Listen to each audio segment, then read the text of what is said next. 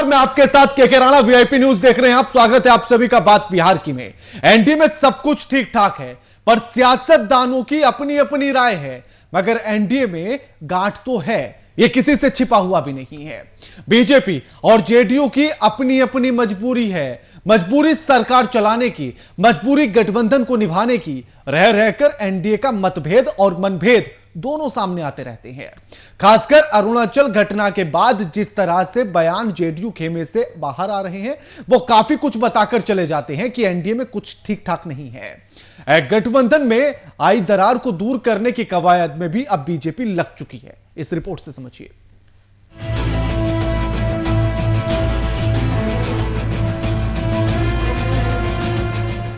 अरुणाचल की घटना ने एनडीए में दरार को जगजाहिर कर दिया है। जेडीयू का बीजेपी पर गुस्सा साफ देखने के लिए मिला है। प्रदेश में कमजोर पड़ते पकड़ को चुनाव में जेडीयू ने देखा है।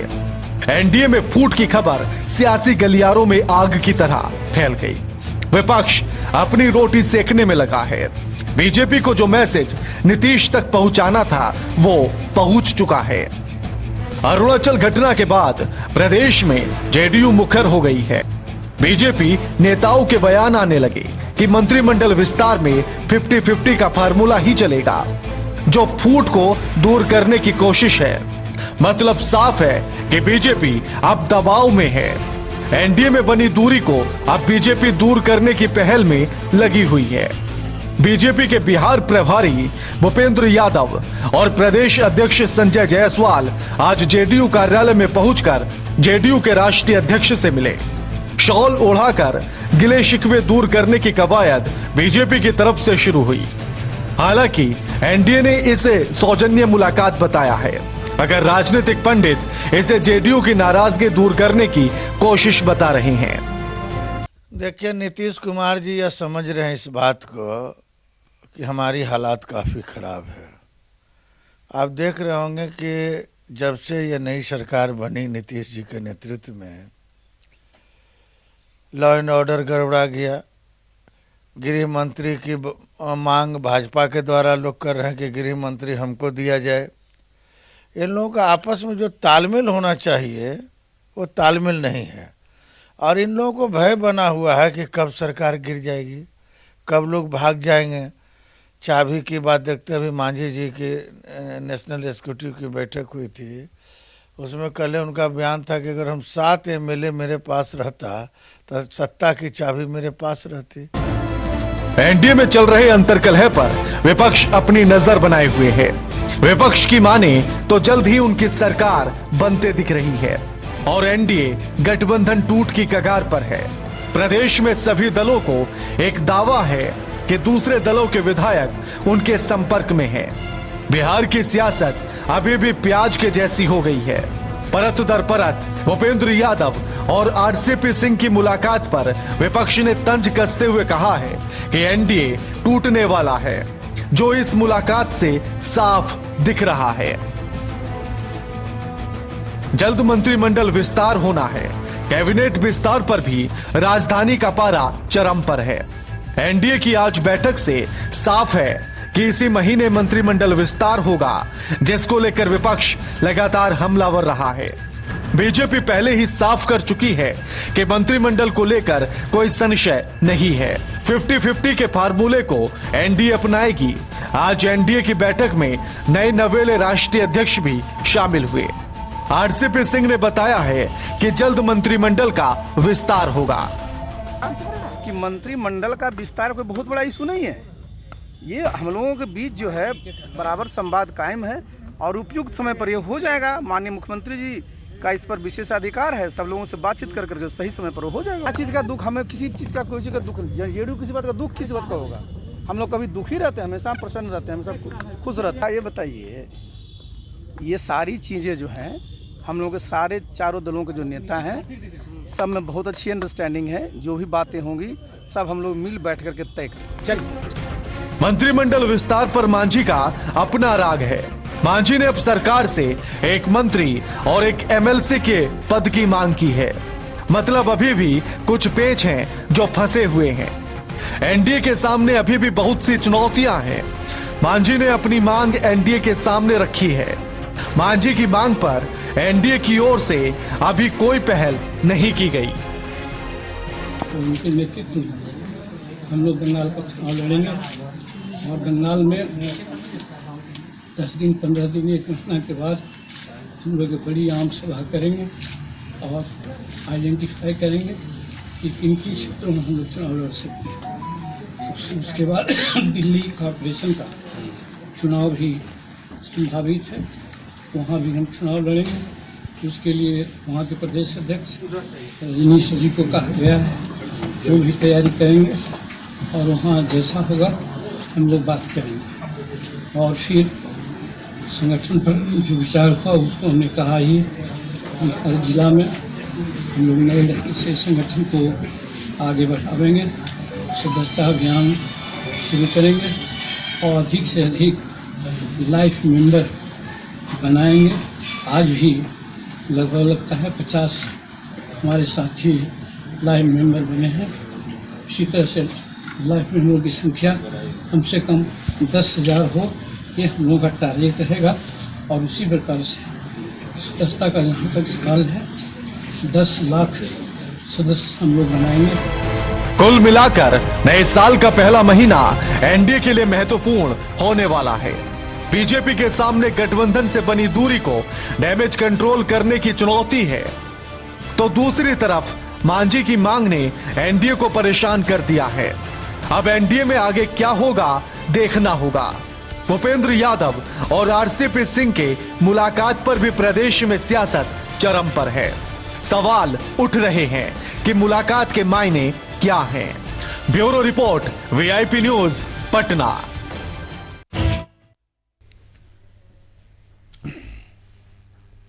पटना में जॉब पार्टी के बिहार राज्य कार्यकारिणी के गठन की घोषणा की गई है। इस बैठक में सदस्यों को उनका प्रभार दिया गया है। वहीं प्रदेश अध्यक्ष राघवेंद्र कुशवाहा ने पार्टी के द्वारा किसान आंदोलन के समर्थन में देश और राज्य में कार्यक्रम की घोषणा की है। पार्टी के द्वारा आगामी 13 जनवरी को राज्य भर में काला दिवस, 23 जनवरी को राजभवन का घेराव और 26 जनवरी को जिले में प्रदर्शन करने की बात कही है।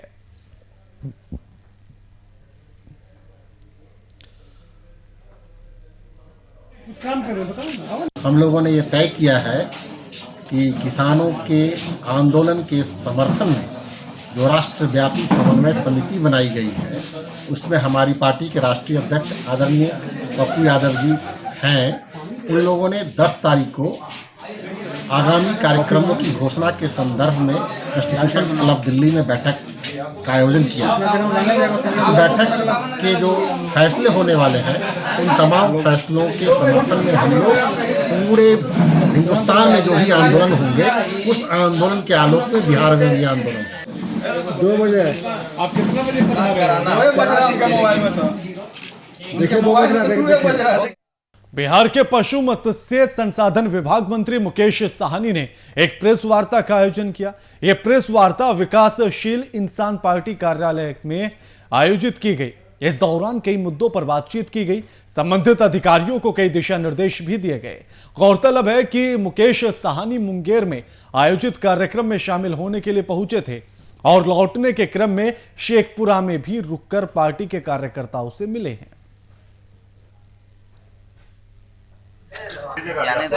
मोदी जी के नेतृत्व में बिहार में जो सरकार चल रहा है एनडीए का और चुनाव संपन्न होने के बाद हम लोग का सरकार बनने के लिए निकले हैं। बिहार में अलग अलग जिला में क्या समस्या है, कैसे है, वो सब चीज़ को देखते हुए सारे प्रक्रिया पे हम लोग बात कर रहे हैं। जैसे हमें यहाँ आने के बाद पता चला कि कुछ जगह पे धान का सही से खरीदी नहीं हो रहा है, पैक्स के जरिए या बाजार समिति के द्वारा सही से परचेस नहीं किया जा रहा है। उसके लिए मैं स्थानीय प्रशासन से बात भी मैंने किया है, प्रक्रिया सही से हो, क्योंकि सरकार का इच्छा है कि पर्याप्त धान खरीदा जाए। बिहार में जेडीयू बीजेपी के रिश्तों में तल्खी कम हो रही है। बिहार बीजेपी के प्रभारी भूपेंद्र यादव ने पटना स्थित जेडीयू के प्रदेश कार्यालय में जेडीयू के राष्ट्रीय अध्यक्ष आरसीपी सिंह से मुलाकात की है। इस दौरान बीजेपी के प्रदेश अध्यक्ष संजय जायसवाल भी मौजूद रहे। दोनों दल के नेताओं के बीच मंत्रिमंडल विस्तार और विधान परिषद में राज्यपाल कोटे से भरी जाने वाली सीट को लेकर चर्चा की गई।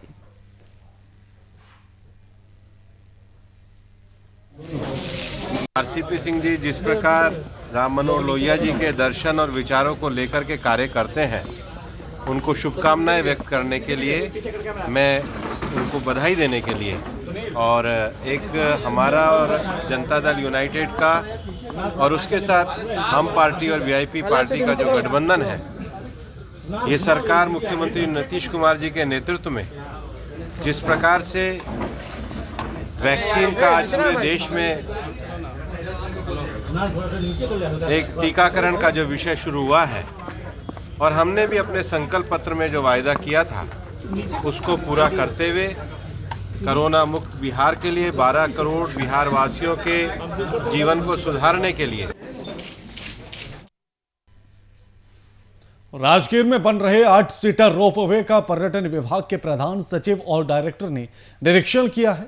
साथ ही पदाधिकारियों की टीम ने इस रोपवे वॉक्स में बैठकर सफर भी किया है, जिससे मुख्यमंत्री के उद्घाटन से पहले सारे बिंदुओं पर यह खरा उतर सके।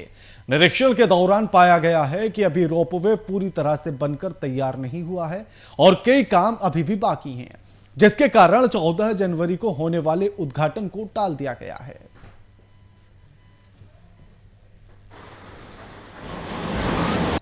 कि राजगीर रिचुपथ कब शुरू हो जाए, तो काम थोड़ा अभी भी बाकी है उसका पूरा करने में, और हम नहीं चाहेंगे कि इसके चलते पब्लिक सेफ्टी को कोई नुकसान हो। तो हम लोग कोशिश करेंगे कि ये जब पूरी तरह से जब कंप्लीट हो जाए तभी चालू करें।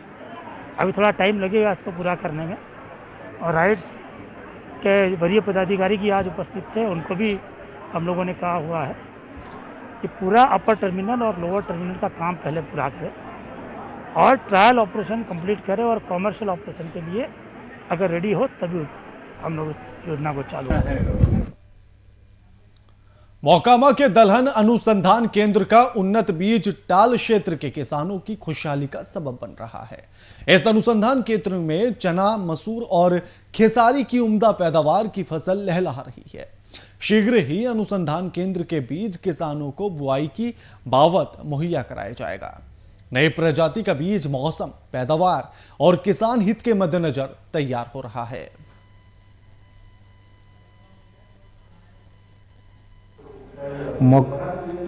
इस अनुसंधान केंद्र जो है टाल क्षेत्र के किसानों के लिए समर्पित है, और उसको ध्यान में रखते हुए मुख्यतः यहाँ पे चना और मसूर का ही जो है प्रभेद का अध्ययन किया जाता है, उसका अनुसंधान के बारे में जो है खोज किया जा रहा है। लेकिन उससे भी ज़्यादा यहाँ पे उसका बीज उत्पादन जो है मसूर और चना का किया जा रहा है।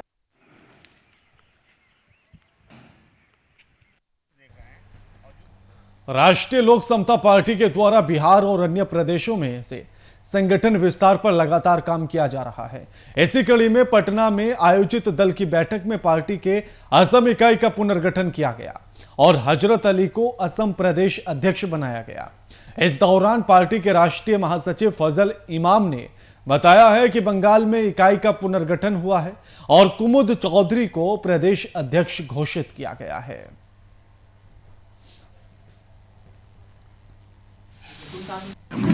सबसे पहले तो आप तमाम लोगों को नए साल की शुभकामनाएं। चूँकि पार्टी की तरफ से पहली बार नए साल में पहला प्रेस कॉन्फ्रेंस है, हम तमाम लोगों की तरफ से, पार्टी के अध्यक्ष माननीय उपेंद्र कुशवाहा की तरफ से आपके तमाम लोगों को, आपके श्रोताओं को, दर्शकों को शुभ नए साल की शुभकामनाएं।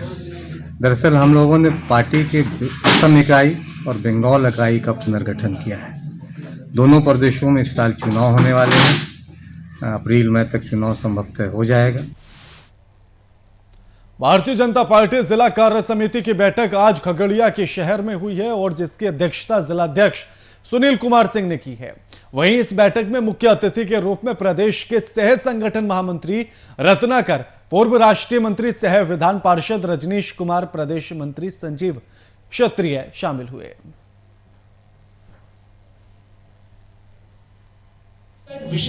पार्टी की कार्य समिति की बैठक थी। यह एक आगे के कार्यक्रमों पर चर्चा के लिए पार्टी को कैसे और हम आगे बढ़ाएं, यह हमारा एक कार्य समिति की बैठक करने की एक परंपरा है और उसी परंपरा के हिसाब से पूरे बिहार में हो रहा है। आज खगड़िया में हुआ है और हम पार्टी को कैसे आगे और मजबूत करें, कैसे ले जाएं, ऐसे पार्टी के कार्यक्रमों पर चर्चा किया है हम सब बैठ करके। और नए साल में और चुनाव के बाद हम सब बैठे हैं। जहां जिस बूथ पर व्यवस्था बनी है हमारी। औरंगाबाद में जिलाधिकारी ने जिला प्रशासन के तमाम विभागों के वरीय अधिकारियों के साथ बैठक की है। इस बैठक में विभाग के बीच आपसी समन्वय के तहत होने वाले कार्यों की जानकारी ली गई। मीडिया से बातचीत के दौरान डीएम ने जानकारी देते हुए बताया है कि बैठक में मुख्य रूप से जमीन की आवश्यकता से संबंधित मामलों की समीक्षा की गई है और संबंधित विभागों को आवश्यकता की जमीन त्वरित उपलब्ध करवाने का निर्देश दिया गया है।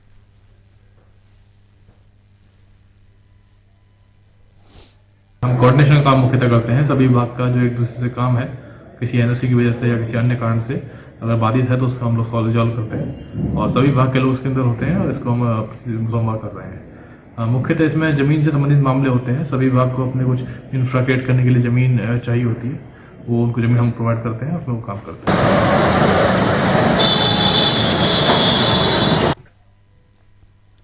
शेखपुरा जिले के विभिन्न पैक्स पर खाद खरीदी में हो रही गड़बड़ी को लेकर सीपीआई कार्यकर्ताओं ने डीएम से जांच की अपील की है। सीपीआई के नेता आनंदी प्रसाद और भाकपा के अंचल मंत्री चंद्रभूषण प्रसाद ने विभिन्न पैक्स पर क्षमता से अधिक धान किए जाने और किसानों को निर्धारित न्यूनतम दर से कम देने की बात को डीएम के सामने रखा है।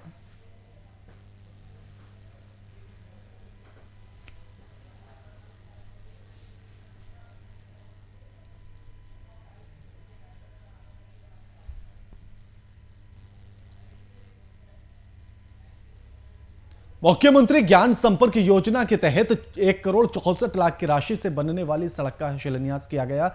बीजेपी विधायक विद्यासागर केसरी उर्फ मंचन केसरी ने इसका उद्घाटन किया है, जो 64 लाख की लागत से बनेगी। अर्या प्रखंड के किरकिचिया पंचायत में इसका शिलान्यास हुआ है। इस मौके पर आयोजित कार्यक्रम को संबोधित करते हुए विधायक मंचन केसरी ने कहा है कि ग्रामीणों की वर्षों से पुरानी मांग को उन्होंने आज पूरा कर दिया है। कार्यक्रम को बीजेपी जिलाध्यक्ष मनोज झा समेत अन्य लोगों ने भी संबोधित किया है। वहीं सड़क शिलान्यास से ग्रामीणों में खुशी की लहर दौड़ गई है।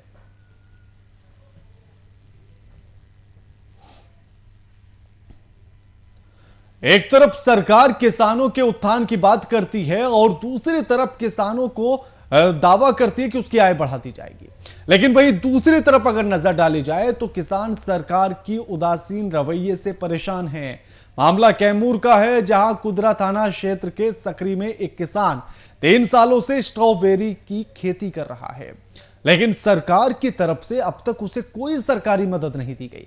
कार्यालयों के ठोकर खाने के बाद अनिल अब सरकारी मदद का इंतजार छोड़कर अपनी खेती में ध्यान लगाने लगा है।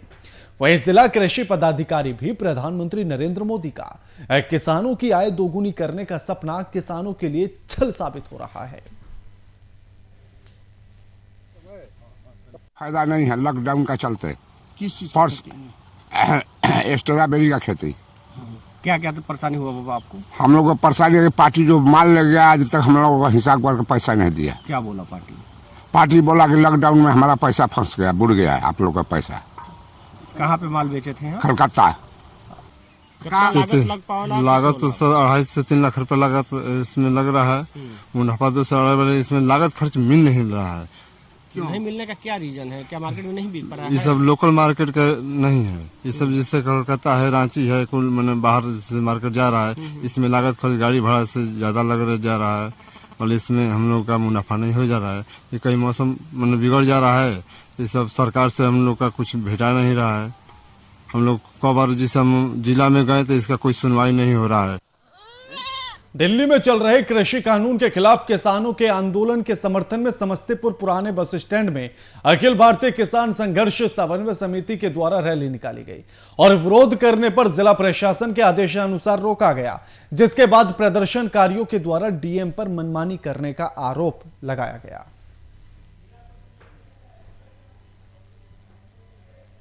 इतना ये है कि हमने उनसे संपर्क करना चाहा, हम पूछना चाहे कि जब पटना राजधानी के अंदर में वहाँ के कलेक्टर के सामने में धरना का कार्यक्रम चल रहा है तो समस्तीपुर में क्यों नहीं आप इसका परमिशन दिया? वहाँ का कलेक्टर कैसे परमिशन दिया? दरभंगा का कलेक्टर कैसे परमिशन दिया? बिहार के और जिला के कलेक्टर कैसे परमिशन दिया? आप क्यों नहीं दिया? आप लोकतंत्र की हत्या कर रहे हैं कलेक्टर साहब, हम ये कहना चाह रहे हैं। बिहार के मुजफ्फरपुर से एक अजीबोगरीब वीडियो वायरल हुआ। इस वीडियो में साफ तौर पर देखा जा रहा है कि एक व्यक्ति बंदूक की नोक पर बच्चों को पढ़ा रहा है। दरअसल यह एक पान दुकानदार बंदूक लेकर बच्चों को पढ़ाते हुए एक वीडियो सोशल मीडिया पर वायरल हुआ। तस्वीरें आपकी टीवी स्क्रीन पर है। इस वीडियो को वो खुद ही बना रहा है और साथ ही साथ बच्चों को पढ़ा रहा है। वायरल वीडियो की जानकारी के बाद नगर डीएसपी राम नरेश पासवान ने पान दुकानदार का सत्यापन कर रिपोर्ट मांगी है और मामले में कार्रवाई के आदेश दे दिए हैं। सर, एक वीडियो वायरल हो रहा है जिसमें बच्चों को बंदूक की नोक पर पढ़ाए जाने की बात आ रही है। ये पुलिस के संज्ञान में बात आई है, आज के अखबार में आई है बात। वीडियो हम लोग को उपलब्ध नहीं है, लेकिन उपलब्ध होते ही इसका जांच का आदेश दे दिया गया है। मिठनपुरा SHO को जांच करेंगे। जांच उपरांत जो भी फैक्ट्स आएंगे उसके अनुसार मेरी समझ कार्रवाई की जाएगी। छपरा में नवपदस्थापित जिलाधिकारी डॉक्टर देओर नीलेश रामचंद्र ने रेडीमेड वस्त्र निर्माण केंद्र का निरीक्षण किया है। वहीं निरीक्षण के दौरान डीएम ने कपड़ों की सिलाई कर रहे कामगारों से सिलाई के बारे में जानकारी ली। साथ ही निरीक्षण के दौरान उन्होंने कारीगरों से बातचीत भी की है। निरीक्षण के बाद डीएम नीलेश रामचंद्र ने मीडिया से बातचीत की, जहां उन्होंने कुशल श्रमिक उद्यमी क्लस्टर योजना के तहत रोजगार सृजन करने के लिए किए गए प्रयासों की जानकारी दी है। देखिए, यहाँ पे हम लोग छोटा सा फैक्ट्री डाले हैं जो जगह पड़ता है चेतन परसा, ठीक है।